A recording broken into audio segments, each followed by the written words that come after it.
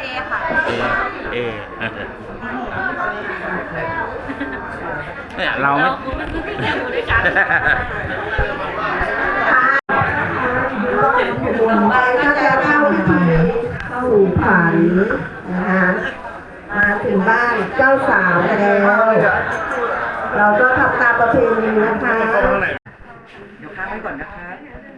ไปค้างไว้ก่อนนะสาว3 2เรียนค่ะไว้นะ พอ คะ นำบนนับสินสอด3 2สบตากันระหว่าง2ฝั่งนะครับ ที่จะบ้าหมด สบตากันครับทีนี้มองมาที่กล้องครับระหว่าง2ฝั่งเลยครับอีกรูปครับค้างไว้นะครับ ฝ่ายเบาครับเรียบร้อยครับ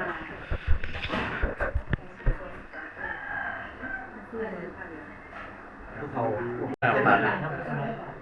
เรียกซื้อโหลดเพราะไงจะรับซื้อก่อนรับกันค่ะ นับคนจะนับเป็นยังไงนับเป็นแหนบได้บนนับพึ่งนับเป็นตับเลยเจ็ดตับอยู่ว่าจะป้าจะเบามันใจเต็มหลอดเลยค่ะไม่ว่าเต็มหลอดไหมเจ็ดโอ้กับโบงามกับโบอยากไปแปดยุพี่บ้านนี่กับบ้านโปรยเงินโปรยทองใส่สินสอดแน่นี่ของเปิดกล้องเปิดบ้าน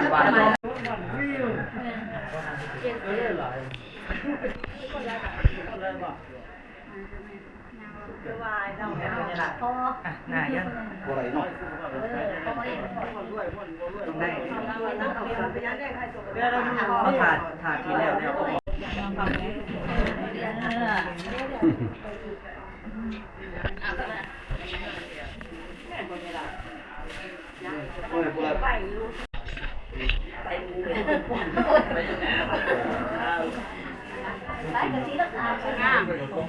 เอามันไหวมันจะทวนต้องไปมันห้วยแล้ว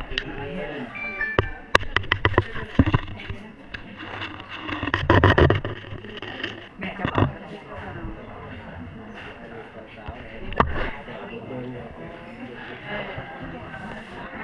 หน้าตามันจะตั้งแต่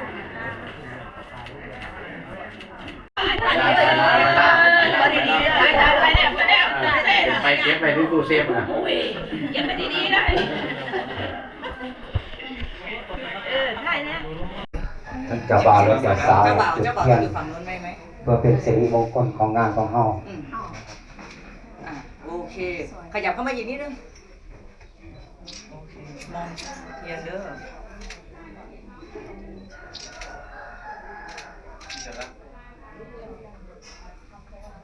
อุเต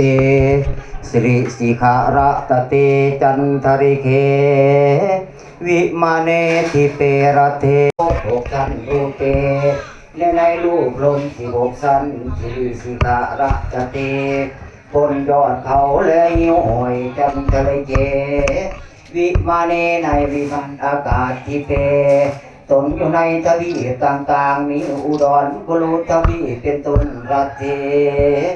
ตนอยู่ในเมืองไทยและของเขตกาเมตนอยู่ในเงินสารและไอนาทุกแห่งภูมิมาตนสถิตรักษาอยู่ภาคพื้นแผ่นดินอันบะมีเมธรณีเป็นเก่าสลาตละอิสเมยากาคันต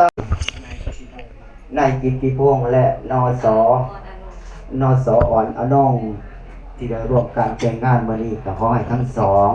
ได้มีสุขความเจริญได้เป็นผู้รักของเรื่องได้ถือในเท่ายอดท่องถือตะบองยอดเพชรขอให้ทั้งสองเหล่านี้ต้องได้อยู่สวัสดีให้ได้เป็นสุขีตราบต่อเท่าอายุเจ้านี้ขอให้ได้100 ปีก็ข้าถือโมตัสสะภะคะวะโตอะระหะโตสัมมาสัมพุทธัสสะนะโมตัสสะภะคะวะโตอะระหะโตสัมมาสัมพุทธัสสะองค์พระพุทธังธรรมังง้อและกล้วยก็ได้เป็นง้อกล้วยเขาแก้วสิทธิ์ใส่ห้างค้าเปิดใหม่ก็มั่งมีเงินคำสิทธิ์ใส่ผู้นำก็ได้เป็นรักใช้ในประเทศสิทธิ์ใส่นักเลศก็ได้เป็นเมืองหลวงสิทธิ์ใส่ผงนักเรียนก็ได้เป็นดีบ่น้อยสิทธิ์ใส่ข่อยขานั่น